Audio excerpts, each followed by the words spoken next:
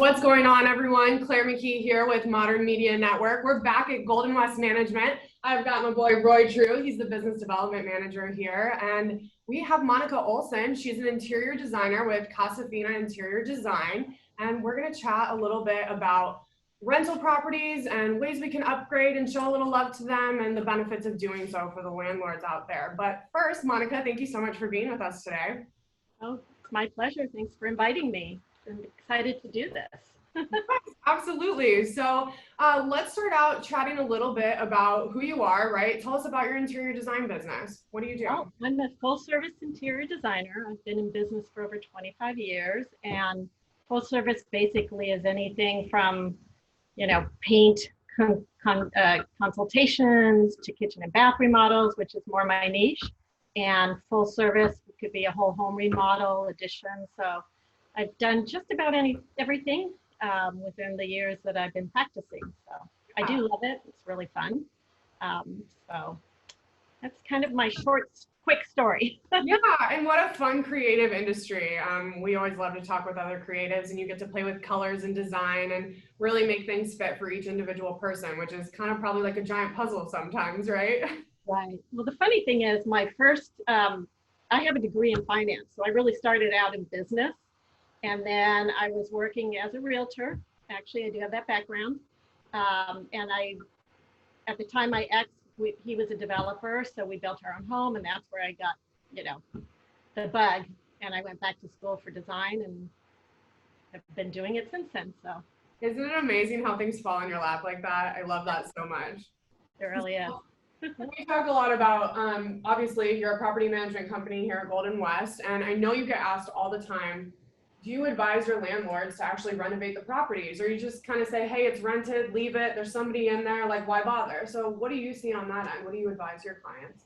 It goes, every case is different. So if we go on a property and maybe it's what we call an accidental landlord, somebody that's inherited a property, we're going to see something that might not have been touched since the 70s, 80s. So, yeah. We really want to advise them the best we can on what they can do cost effectively. And that's why we want to work with some options for them like Monica to show them a value add that if you talk to somebody that is a professional, they can actually give you a good vision idea of what would really work with this specific property. So anything from a single condo up to a luxury home, you really want it to look and pop. And sometimes it's a necessity not only to remodel, but at least get it turned over, we call it rent ready or turnkey. So working with a professional on both sides, it really provides an extra value for our clients. Yeah, no doubt. And Monica, I'm sure you see the same thing, whether it's people's forever home or whether it is somebody with an investment property that is looking to create some monthly income for themselves. Sometimes it needs a facelift, and I'm sure sometimes you need a total gut, right? So is that something that you can just work within all different types of budgets and really guide them through that process? Yeah, everybody has a budget. And the only caveat I have on that is you have to be realistic of what you're going to get for the budget. Like you're saying, it depends on the property, it depends on the market, the area that the property is going to be leased. You can do as little as paint and carpet, and I always like adding a few extra little touches to personalize the space a little bit, but at the end of the day, somebody is going to be leasing that property. So it's not like it's your own home that you would be investing that amount of money into it. So I don't know if that answers the question. Maybe high level, what do you typically advise people if they want to get the most bang for their buck? What room should they start with? If they're going to do one room in the house, what do you recommend? The kitchen. The kitchen? Hands down. Nowadays everybody has the great room concept. They want to open up spaces. So if you are leasing a higher end property, I always recommend opening up the spaces if you can. And again, that is predicated by the budget. But that is really the first room everybody looks at. I'm sure you guys agree that that's where your bang for the buck is. Well, 100% agree. I think the first photo we even have on our advertising, if it's the front of the house, next it's going to be the kitchen. Yeah. So, every couple will go in and tell you that's where everybody gathers. They're there. That's where they eat. That's where they prepare meals. That's where they spend all their time. And I couldn't agree more. Kitchen's definitely where to go. What's maybe like second place, if you're gonna do a second room, what's the best second? Likely bathrooms, master suites. I would say a master suite is the second Okay.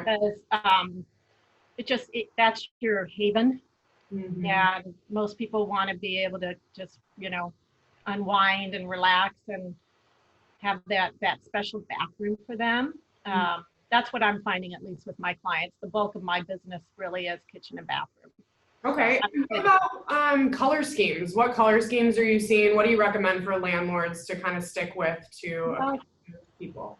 When you're leasing or renting, you really want to keep them neutral because most people can't envision what their furniture and soft goods are going to look like in someone else's space. And if it's too many different colors, it scares people off. So I would say I really find that most of my clients keep more of a neutral palette in the grays, the beige.